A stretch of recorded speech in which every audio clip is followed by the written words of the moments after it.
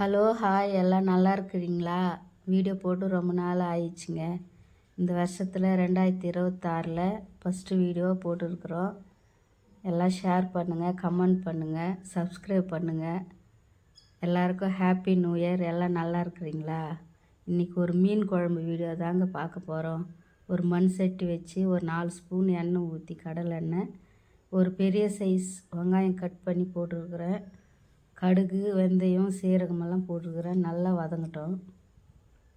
வெங்காயம் நல்லா golden brown வதங்கின பிற்பாடு ஒரு கொத்து கருவேப்பிலை நல்லா வதங்கட்டும். ஒரு பழுத்து தக்காளி 3 தக்காளி கட் பண்ணி வச்சுருக்கிறேன் மீன் குழம்புக்கு, அதுவும் போட்டுக்கலாம். தக்காளி நல்லா வதங்கட்டும்.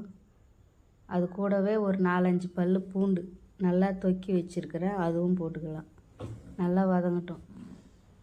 அது கூட ஒரு ஸ்பூன் உப்பு போட்டுக்கலாம். அரை ஸ்பூனு மஞ்சத்தூள் போட்டுக்கலாம். உப்பு, மஞ்சத்தூள் போட்டு நல்லா எண்ணெயிலே நல்லா வதங்கட்டும். தக்காளி நல்லா வதங்கிடணும். மூடி வச்சிடலாம்.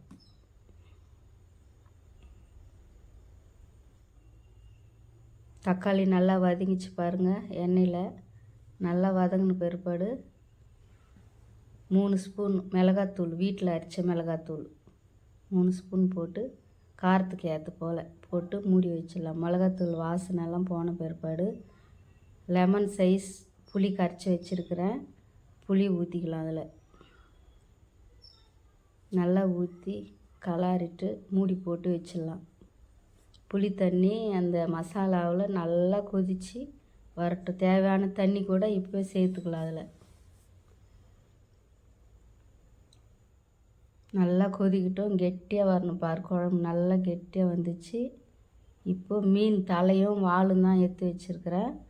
அதை எடுத்து குழம்புல சேர்த்துக்கலாம். என்ன மீனுன்னா ஏரி வஞ்சரம். கொஞ்சம் மீன் எடுத்து வறுத்து வச்சுட்டேன். வறுக்கிறதுக்காக கொஞ்சம் எடுத்து குழம்பு வைக்கலான்றதுக்காக குழம்பு வச்சுன்னு இருக்கிறேன். சூப்பராக அப்படியே சும்மா அப்படி கலாரி விட்டு மறுபடியும் மூடி போட்டு வச்சிடலாம். நல்லா கொதிக்கட்டும். பாருங்கள், சூப்பராக கெட்டியாக எண்ணெய் பிரிஞ்சு நல்லா குழம்பு திக்காக வந்துச்சு பாருங்கள். கரண்டியில் குழம்பு ஒட்டணும். அப்போ தான் அந்த குழம்பு நல்லா திக்காக வந்த மாதிரி பாருங்கள். கரண்டியில் குழம்பு விட்டுது. சூப்பர். நாளைக்கு இன்னொரு